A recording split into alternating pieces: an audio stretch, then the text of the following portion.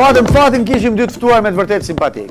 Ilir Kullën edhe kampionin e botës, një kampion bote ka Shqipëria, do ta them dhe do ta stërthem me 10 herë, vetëm e kanë qerimaj.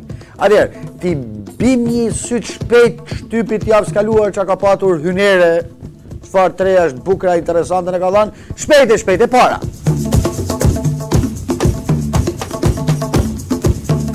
Gazeta Shekulli ka një lajm thot Berisha zbulon pa dashje vilën luksoze në Lals. E po në fakt, kështu është Bruno, në gjerin e Lalsit, kur merresh shumë me Facebooku bëj foto, hudhe, ekipat, ka dhe ca njerëz që dalin me pistoleta, me shumë euro, pastaj thoni arrestoi policia. Kështu është Facebooku, kur do të bash shumë Facebook, dhe konspirohesh.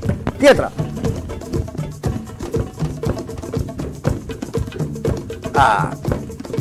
Dyllin vesh jo gjithmonë është i dëmshëm, po. Unë them që duhet nga herë me gjithë këto fjalë të pista që dëgjojmë, sidomos në parlament, është mëse i domosdoshëm dyllin vesh. Tjetra.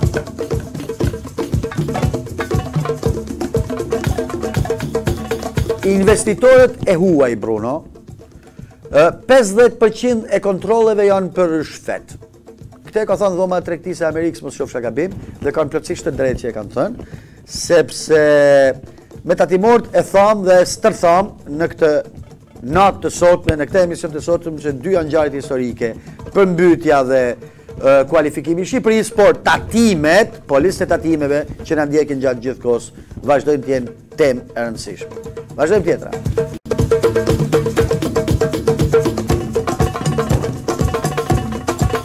Batutat pa mikrofon, Rama Berishës, ja ku e ke Jozefinën, mos ngacmo gjyshen time. Interesant, i është dhimë gjyshja. Kalojmë tjetër.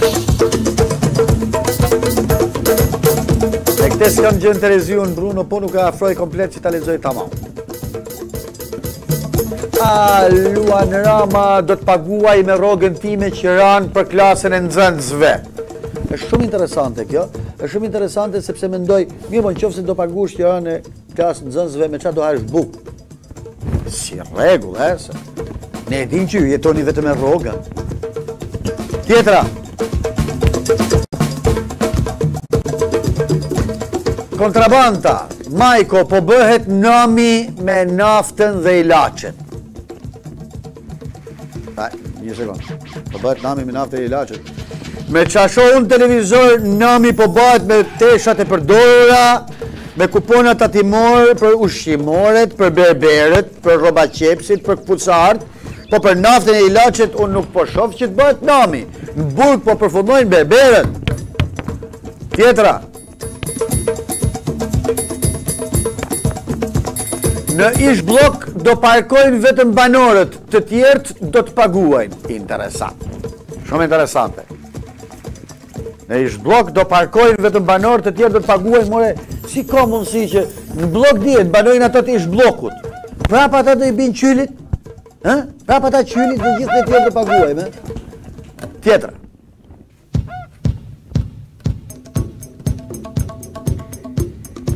Dalip Gjoka, kushti për Bleonin, poza nut do në malin e Dejës.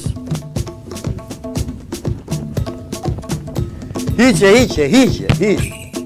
Poza nut do në malin... Dalip Gjoka, këj shkreti, ka përfundu në spital psikiatrik, e more vesh, këj doktori pediatër? Ka përfundu në spital psikiatrik, për këte punin e martes me Bleonin, po. E pas ka dashtë edhe poz nut do në malin e Dejës atje. Për të ditë, të shkuara miku im, të shkuara. Edhe u trashigofshi me Bleonin. Tjetra.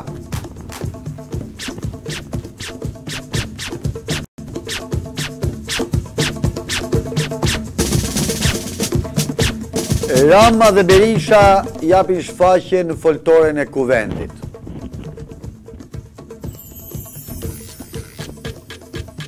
Shqipëria i jep mësim Serbis, në fakt ishte një titull tjetër, ju keni rrethuar këtë tjetër, më pëlqen më shumë ai titulli tjetër. Shqipëria i jep mësim Serbis për organizimin. Këtu kem dash të themun që, nëse do të organizojnë evente, s'ka pse jep Shqipëria, s'ka pse merret gjithë qeveria, gjithë policia për t'i dhënë mësim serbis, këtë thjesht i çohet serbis Ermal Mamaqi, ka dhe agjenci për organizim eventesh, edhe jep mësim serbis, si thotë, Ermal Mamaqin më mirë, se kështu do u angazhu gjithë shteti, gjithë qeveria, gjithë policia. A ka tjetër? Pas ka tjetër. Veterinerë drejtojnë qerdhet e Tiranës. Nuk duket e çuditshme. Hiqeni, sepse e lexuam, veterinerë drejtojnë qerdhet e Tiranës, por veterinerët bëjnë, edhe unë kam qenë veteriner i mesët, drejtoj emision. Çfarë do të thonë kjo? Punë e madhe se drejtoj veterinerë qerdhet e Tiranës. Fundit një veteriner është më i mirë se sa i doktor i pa aftë, se di edhe ku i dhëma ditë jetën, pa ja tregu smundjen se çka ka. S'ka tjetër? Atëherë do t'i kthehemi Bruno, mendoj t'i kthehemi Facebookut, sepse në këtë ngjarje, në këtë rokopuj ngjarjesh, kanë ndodhur kanë filluar komentet brenda të majtës. Për shembull, ish deputeti Andis Harasani ka botuar një postim. Andis Harasani thot për fat e velaj, këshilltari i kryeministit Edi Rama ka zgjedhur të përgjigjet me një poezi kritikave të qytetarëve ndaj qeverisë për menaxhimin e situatës së përmbytjeve në jug të vendit, kryesisht Vjerë Vlorë. Velaj mallkon Perëndin për përmbytjet në lagjin e tij dhe kritikëve të qeverisë u thotë se aty prej vitesh kanë munguar kanalizimet. Ja dhe poezia. Mallkuar qofsh moj Perëndi që derdhëshin lagjen time, po pse bën sikur se di që këtu prej vitesh s'ka kalime. Dakord jam kretor me këtë. Hiqeni. Krejt dakord jam me këtë, po ka i problem që Fate Velaj duhet ta di që në Vlorë atë qeverinë pushtetin lokale ka pas e majta dhe ka shumë vite, ka ja 15 vjet, kështu që nuk është një çudi, Kuj po ja thu Fate Velaj, po si e komentojnë të majtët vet këtë postim të Harasanit, le ta shohim.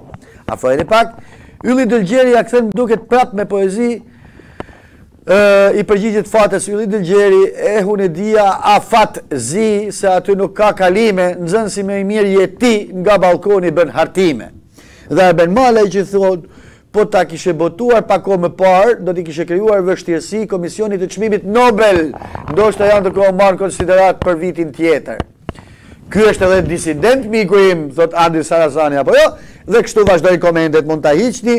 Pra, ka shqetësuese është situata, sa brenda për brenda të mahitës, ka nga këta Sahan Lëpirës që merren dhe diskutohen nga kolekt e tyre. Prandaj qeveria duhet urgjent, shumë shpejt të shoh këto njerëz, të shkojë atje në zonat e jugut. Festimet duhet të vazhdojnë, po ka punë populli me festimet, jo qeveria. Qeveria të merret me njerëzit në nevojë. Të nderuar teleshikues, kaq ishte edhe për sonte emisioni ynë Shkruaj në akull. Mos ikni, sepse ka prapë në vazhdim ca gjëra interesante, po së bashku natën e mirë dhe miru pafshim hënën tjetër. Në orën 21, si gjithmonë, këtu në Napcom, kanali 9 një zjarr televizion. Natën e mirë.